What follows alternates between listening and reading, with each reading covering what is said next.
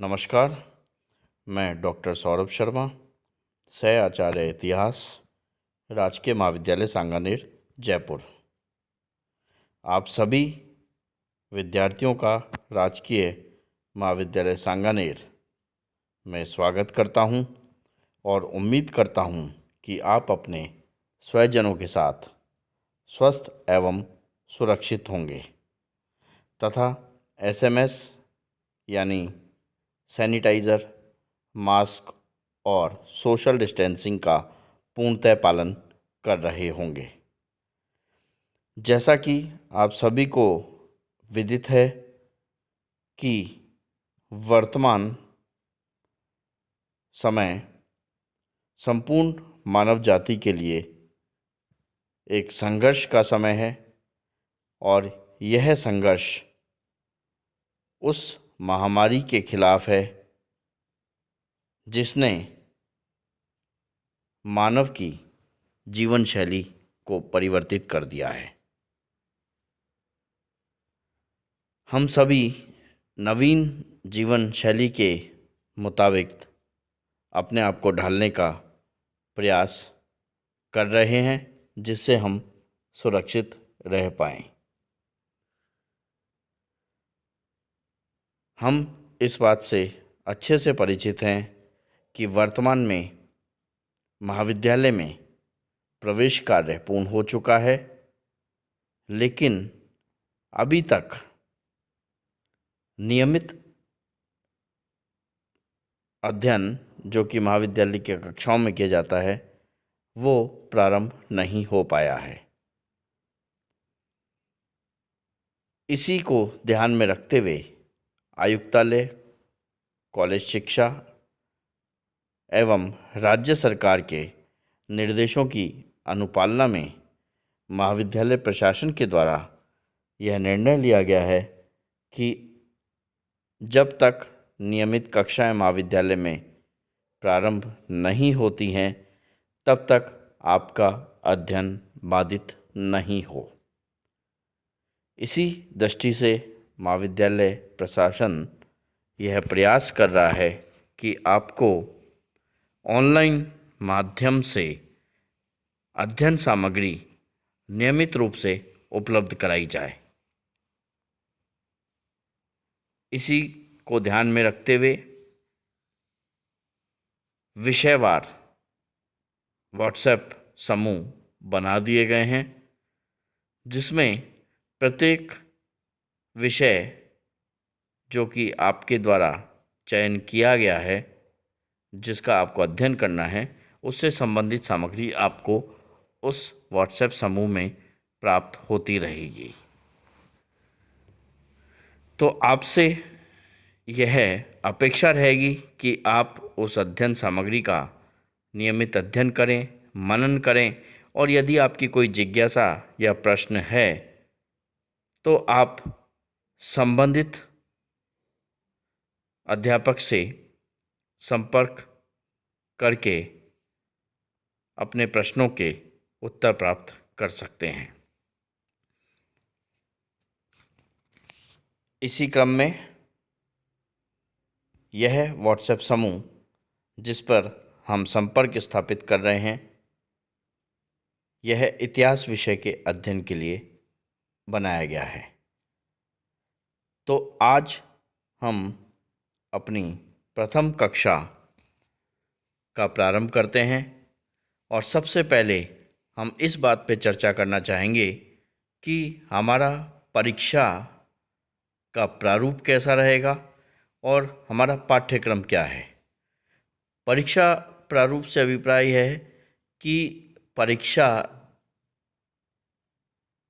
जिसके द्वारा हमारा मूल्यांकन किया जाता है, जिसके आधार पर हमें अंक प्राप्त होते हैं, उसका प्रारूप किस तरह का रहेगा, किस तरह के प्रश्न पूछे जाएंगे और हमें किस तरह से उसका उत्तर देना है, इस बारे में हम चर्चा करेंगे। और उसके बाद जो संपूर्ण वर्ष में पाठ्यक्रम जो कि राजस्थान विश्वविद्यालय के द्वारा निर्धारित है वो किस प्रकार का है, हमें किन किन टॉपिक्स का जो कि हमारे विषय में हैं उससे उनका अध्ययन करना है, उसके बारे में आज हम चर्चा करेंगे। तो हम प्रारंभ करते हैं।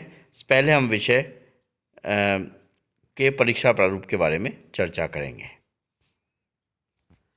परीक्षा प्रारूप में देखा जाए तो आपके इतिहास विषय से संबंधित 2 प्रश्न पत्र होंगे।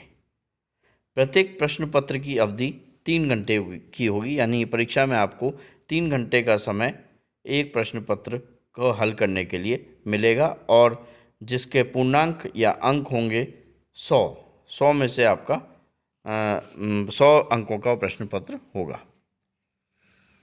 प्रत्येक प्रश्न पत्र के भी 2 भाग हैं। पहला भाग 40 अंकों का होगा और दूसरा भाग 60 अंकों का होगा।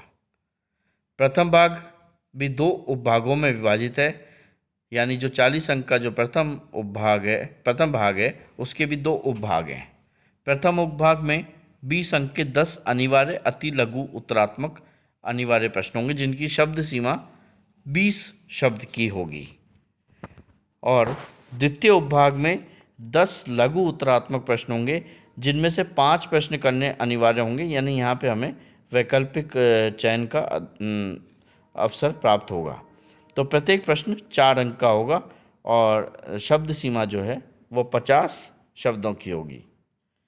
द्वितीय भाग जो कि हमने अभी बात करी थी 60 अंकों का जो है, उसमें 6 निबंधात्मक प्रश्न होंगे जो कि 3 खंडों में विभाजित होंगे। आपका जो संपूर्ण पाठ्यक्रम है, अभी हम बात करेंगे, वो 3 खंडों में विभाजित है। तो 3 खंडों में ही 6 निबंधात्मक प्रश्न आएंगे और प्रत्येक खंड से 2 प्रश्न लिए जाएंगे, और परीक्षार्थी को प्रत्येक खंड से एक प्रश्न का चयन करते हुए कुल 3 प्रश्नों का हल देना होगा, और प्रत्येक प्रश्न 20 अंकों का होगा। इस प्रकार यह 60 अंकों का जो प्रश्न पत्र है, इसमें आपको 6 में से कोई 3 प्रश्न करने होंगे, लेकिन ध्यान रखने योग्य बात यह है कि वो 3 प्रश्नों का चयन करते समय यह विशेष ध्यान रखना है कि प्रत्येक खंड से एक प्रश्न का चयन अनिवार्य है। अब हम पाठ्यक्रम के बारे में चर्चा करेंगे। तो जो पाठ्यक्रम है, जैसा कि अभी हमने परीक्षा प्रारूप में भी देखा, 3 खंडों में हमारा पाठ्यक्रम विभाजित है। 2 प्रश्न पत्र हैं हमारे। प्रथम प्रश्न पत्र जिसका नाम है भारत का इतिहास आरंभ से लेकर 1200 ईस्वी तक। इसके 3 खंड में पहला खंड, जिसको हम खंड के नाम से दे रहे हैं, इसमें पहला टॉपिक रहेगा 1200 ईस्वी तक भारत के इतिहास के मुख्य स्रोत क्या हैं, यानी क्या सोर्सेज हैं जिनसे हमें 1200 ईस्वी तक के भारत के इतिहास की जानकारी प्राप्त होती है, उसका अध्ययन इसके अंतर्गत हम लोग करेंगे। भारत की प्रागैतिहासिक संस्कृतियों का संक्षिप्त विवरण दूसरा टॉपिक रहेगा। तीसरा टॉपिक सिंधु सरस्वती सभ्यता, इसका उद्गम कैसे रहा है, विस्तार कहाँ कहाँ है, प्रमुख विशेषताएं क्या है, और पतन एवं निरंतरता के बारे में चर्चा विशेष रूप से करेंगे। वैदिक युग में वैदिक साहित्य, राजशासन, समाज, अर्थव्यवस्था एवं धर्म, इसके बारे में चर्चा की जाएगी। भारत की लोहयुगीन संस्कृतियों का संक्षिप्त सर्वेक्षण, ये नेक्स्ट टॉपिक रहेगा। जनपदों एवं महाजनपदों के बारे में अध्ययन अगले टॉपिक में करेंगे। इसके बाद जो नेक्स्ट टॉपिक रहेगा, नंद वंश तथा मगध साम्राज्यवाद का उत्कर्ष, और खंड क का जो अंतिम टॉपिक है वो है जैन धर्म एवं बौद्ध धर्म का उद्गम, शिक्षाएं एवं योगदान। खंड ख के बारे में चर्चा करें तो खंड ख में प्रमुख टॉपिक है मौर्य साम्राज्य के मुख्य स्रोत। इसके बाद चंद्रगुप्त मौर्य एवं अशोक के बारे में अध्ययन करना होगा। नेक्स्ट टॉपिक में अशोक का धम्म क्या था, इसकी प्रकृति कैसी थी और उसका प्रचार कैसे हुआ। उसके बाद नेक्स्ट टॉपिक है मौर्यकालीन राज्य एवं प्रशासन, समाज एवं अर्थव्यवस्था, कला एवं स्थापत्य। नेक्स्ट टॉपिक मौर्यों का पतन। इसके बाद जो टॉपिक देखना है वो है मौर्योत्तर काल, लगभग 200 ईसा पूर्व से 300 ईस्वी का जो समय है वो इसके अंदर हम अध्ययन करेंगे। नेक्स्ट टॉपिक, शुंगों, सातवाहनों, शकों एवं कुषाणों की क्या उपलब्धियां रही हैं। इसके बाद अगला टॉपिक है मौर्योत्तर काल में सामाजिक, धार्मिक एवं आर्थिक जीवन तथा साहित्य एवं कलाओं का विकास। लास्ट टॉपिक खंड ख का संगम युग, साहित्य, समाज, अर्थव्यवस्था एवं संस्कृति के बारे में अध्ययन करेंगे। खंड ग, तीसरा खंड, इसका पहला टॉपिक गुप्त साम्राज्य। गुप्त साम्राज्य में हमें पढ़ना पड़ेगा समुद्रगुप्त, चंद्रगुप्त द्वितीय, विक्रमादित्य और स्कंदगुप्त की क्या उपलब्धियां रही है।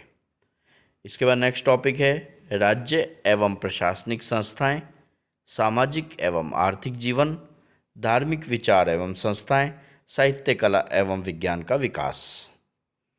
नेक्स्ट टॉपिक 750 ईस्वी तक गुप्तोत्तर काल, उसमें हमें पढ़ना है वर्धनों, चालुक्यों एवं पल्लवों की क्या उपलब्धियां रही है। नेक्स्ट टॉपिक त्रिराज्यीय संघर्ष। इसके बाद अगला टॉपिक है साम्राज्यवादी चोल एवं उनकी उपलब्धियां। नेक्स्ट टॉपिक 750 से 1200 ईस्वी के काल में सामाजिक एवं आर्थिक परिवर्तनों का अध्ययन तथा सांस्कृतिक जीवन का संक्षिप्त सर्वेक्षण। तो ये आपका पहला प्रश्न पत्र है जिसके 3 खंड के बारे में हमने चर्चा की। दूसरा प्रश्न पत्र जिसका नाम है राजस्थान का इतिहास, इस आरंभिक काल से 1956 ईस्वी तक, इसमें हमें राजस्थान के इतिहास का अध्ययन करना है। खंड क में हम देखेंगे राजस्थान के इतिहास के स्रोतों का सर्वेक्षण।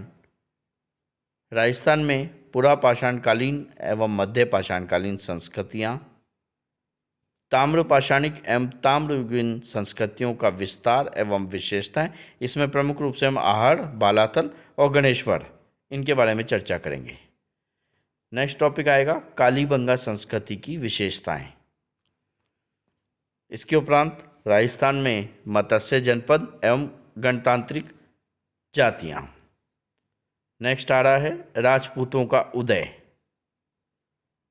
और इसके बाद गोहिलों, गुर्जरों, प्रतिहारों एवं चाहमानों का उत्कर्ष एवं विस्तार। खंड ख, दूसरा जो खंड है उसमें देखेंगे राजस्थान में मुस्लिम आक्रमणों का राजपूत प्रतिरोध, महाराणा कुंभा एवं सांगा के अधीन मेवाड़, महाराणा प्रताप का स्वतंत्रता के लिए संघर्ष, स्वातंत्र्य के लिए चंद्रसेन के प्रयास, सवाई जयसिंह का योगदान। राजस्थान में समाज एवं संस्कृति की मुख्य विशेषताओं का संक्षिप्त सर्वेक्षण 1200 से 1750 ईस्वी तक। दादूपंथ और कला एवं स्थापत्य, जिसमें हमें देखेंगे दुर्ग स्थापत्य और मंदिर। खंड ग या तीसरा खंड जो है उसमें राजस्थान में मराठा आक्रमण एवं उनका प्रभाव, ब्रिटिश प्रभुत्व का स्वीकार एवं उसका परिणाम, 1858 ईस्वी के पश्चात प्रशासनिक एवं न्यायिक परिवर्तन, सामाजिक परिवर्तन जिसमें कन्या शिशुवध एवं सती प्रतिबंध, आर्थिक परिवर्तन जिसमें भू राजस्व बंदोबस्त के बारे में चर्चा करेंगे, नमक एवं अफीम व्यापार पर ब्रिटिश अधिकार। राजस्थान में 1857 ईस्वी का विप्लव किस प्रकार से था उसके प्रकृति के बारे में चर्चा करेंगे। राजस्थान में आर्य समाज का क्या प्रभाव रहा है, कृषक आंदोलन एवं जनजातीय आंदोलनों का संक्षिप्त सर्वेक्षण, राजस्थान में प्रजामंडलों का गठन एवं स्वाधीनता संघर्ष, और अंतिम टॉपिक है राजस्थान की रियासतों का एकीकरण। ये हमारे दोनों जो प्रश्न पत्र हैं उनके बारे में बात हुई, और दोनों प्रश्न पत्र 3-3 खंडों में विभाजित है जिसके बारे में हमने चर्चा करी है। अब कुछ अनुशंसित पुस्तकें हैं जो इन प्रश्न पत्रों से संबंधित है, जिनमें अध्ययन सामग्री हमें प्राप्त होती है। वो कुछ पुस्तकों का यहाँ पे उल्लेख किया जा रहा है, जिसमें सबसे पहले आ रही है प्राचीन भारत का इतिहास, जिसके राइटर हैं KC श्रीवास्तव।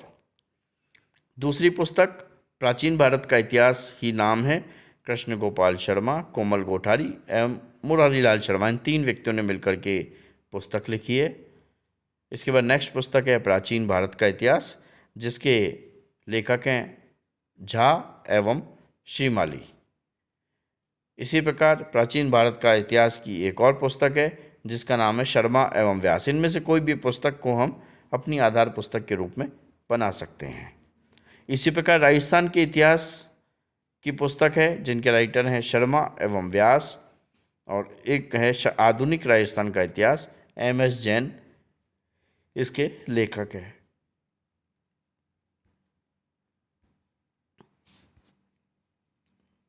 धन्यवाद।